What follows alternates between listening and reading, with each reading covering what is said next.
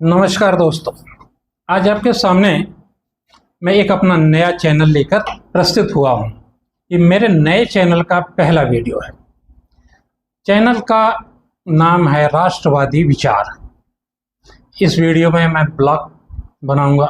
Blogger हैं, देश दुनिया के समाचार, जीवन शैली, खान पान, टेक्निकल, शेयर मार्केट, जीवन की जितनी समस्याएं हैं, आर्थिक सामाजिक, सबके ऊपर ये वीडियो बनते रहेंगे। तो ये जो चैनल है बिल्कुल राष्ट्रवादी सोच के साथ ही लेकर आपके सामने प्रस्तुत हुआ हूँ। मेरे चैनल को आप लोग सब्सक्राइब करें। मैं आचार्य अमरनाथ पांडे, मेरा एक चैनल और है आचार्य अमरनाथ पांडे के नाम से, जिसमें मैं ज्योतिष के बारे में बताता हूँ। मोस्टली मेरा वैदिक ज्योतिष होता है, लेकिन कभी कभी जैमिनी ज्योतिष, केपी, नाड़ी और न्यूमरोलॉजी के ऊपर भी मैं वीडियो बनाता हूँ। तो मित्रों, आज का जो हमारा शीर्षक है, 60 साल के बाद आप कितने साल और जिएंगे।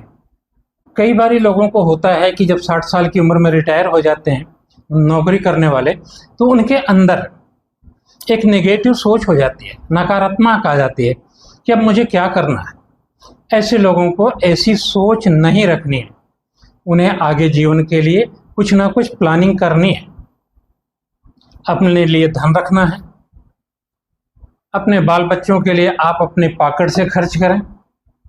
नात रिश्तेदारों में आप फ्रीक्वेंटली जा सकें, उसके लिए आपके पास धन होना बहुत ज़रूरी है।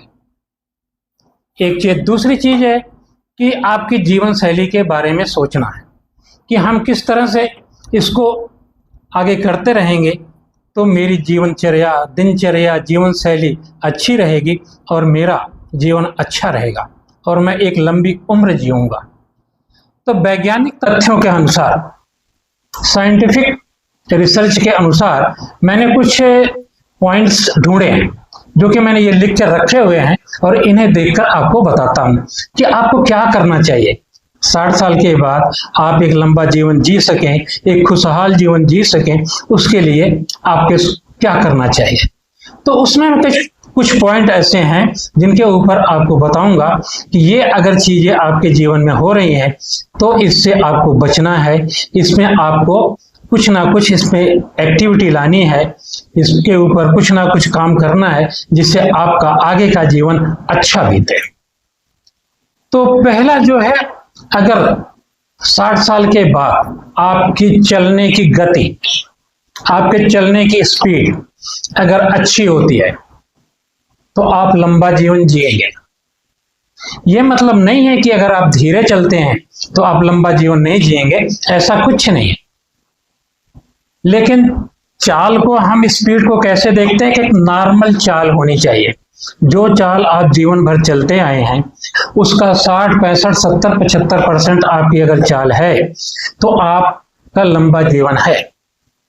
अगर आपकी चाल अच्छी नहीं है तो इसका मतलब है कि आपके स्वास्थ्य में कहीं कमी है, आपकी मसल्स, आपकी मांसपेशियों में कोई ना कोई कमजोरी है, उसको दूर करना पड़ेगा। दूसरा पॉइंट बनाया है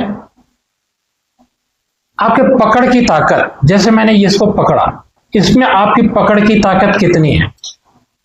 आप मकान का दरवाजा खोलते हैं या कुछ उठाते हैं, कुछ पकड़ते हैं और आपके हाथ कांपते हैं, तो इससे आपको छुटकारा प्राप्त करना पड़ेगा।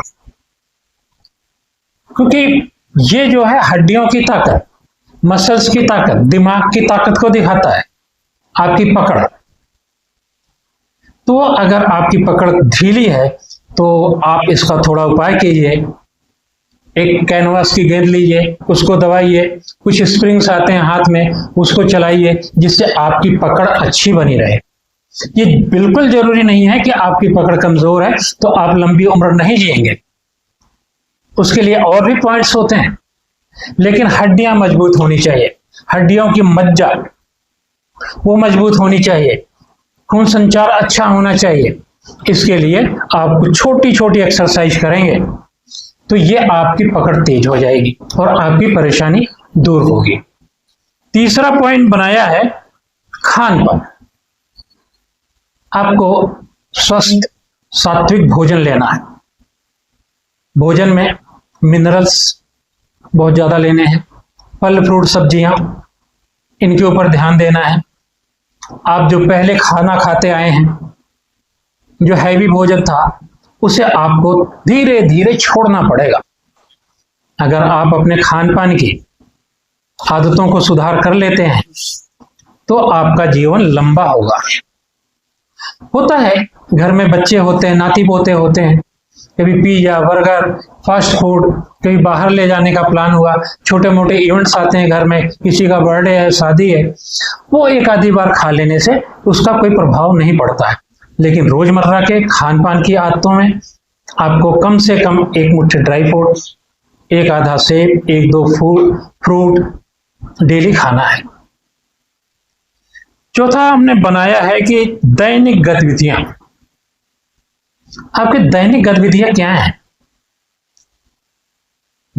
आप घर में सोए रहते हैं, पड़े रहते हैं, टीवी देखते हैं या सोशल मीडिया कोई देखते रहते हैं। अगर ये आदतें हैं ये गलत है, इनमें सुधार करना पड़ेगा। आपको एक्टिव रहना पड़ेगा। घर में छोटे मोटे सफाई के कार्य होते हैं, उनको करते रहिए। छोटे बच्चे हैं, उनके साथ खेलते रहिए, उनके साथ गेम खेलिए। जैसे हमारी एज के लोग हैं, जैसे मैं 68 प्लस हो रहा हूं, तो ऐसे लोगों को बहुत ज्यादा टेक्निकल मोबाइल वगैरह के बारे में नहीं पता होता है। आप अपने बच्चों से, छोटे बच्चों से, नाती पोतों से इसके बारे में जानकारी प्राप्त करते रहेंगे तो फिर आपकी गतिविधियां दिन भर अच्छी रहेंगी। और बच्चों के साथ खेलते रहेंगे तो चेहरा भी मुस्कुराता रहेगा, और जब चेहरे पे थकान नहीं होगी, सलवटें नहीं होंगी, तो आपका लंबा जीवन अवश्य होगा। पांचवा पॉइंट बनाया हमने याददाश्त। बहुत लोगों की याददाश्त चली जाती है, तो अगर याददाश्त चली गई, कम होती जा रही है, तो इसका मतलब आपका दिमाग चुस्त दुरुस्त नहीं है। और लंबा जीवन जीने के लिए दिमाग का चुस्त दुरुस्त होना बहुत आवश्यक है। उसके लिए क्या करना है? अब जैसे क्या होता है, भूलने की आदत होती है हमारी एज में। ये एक बीमारी नहीं है, कुछ ना कुछ चीजें हम भूल जाते हैं। ये पेन लिया कहीं रख दिया भूल गए, चाबी कहीं रख दी भूल गए। ये कमजोरी नहीं है, ये तो उम्र का तकाजा है, उम्र के साथ ऐसा होता है। लेकिन याददाश्त बनाए रखने के लिए आपको रोजमर्रा कुछ ना कुछ पढ़ना चाहिए। पिछली जितनी भी आपकी सुखद घटनाएं हैं उन पे भी ध्यान देना चाहिए। और कुछ ना कुछ जो पहले हमारा चलता था कि न्यूज़पेपर पढ़ना, समाज में जाना, समाज में लोगों के साथ बैठना, गप्पे मारना, सामाजिक बातें करना, अगर ये सब करेंगे तो आपकी याददाश्त चुस्त दुरुस्त रहेगी और आप लंबा जीवन जिएंगे। उसके बाद पॉइंट बनाया है आपके रिश्ते। आपके रिश्ते ही आपकी खुशी हैं। अगर आपके रिश्तों में दरार है तो ये दिक्कत का सौदा है, क्योंकि फिर आप टेंशन में रहेंगे। आपको देख के परिवार टेंशन में रहेगा, समाज टेंशन में रहेगा और आप खुद टेंशन में रहेंगे। और टेंशन चिंता होती है। चिंता को कहा गया है शास्त्रों में कि चिंता चीता के समान होती है।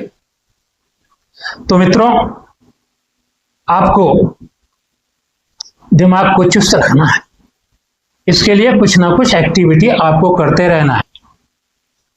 दोस्तों के बीच बैठिए, सामाजिक डिस्कशन कीजिए, बच्चों के साथ बैठिए, उनकी रोजमर्रा की चीजों में कुछ ना कुछ 2-4 मिनट 5 मिनट उनके साथ गपशप कीजिए।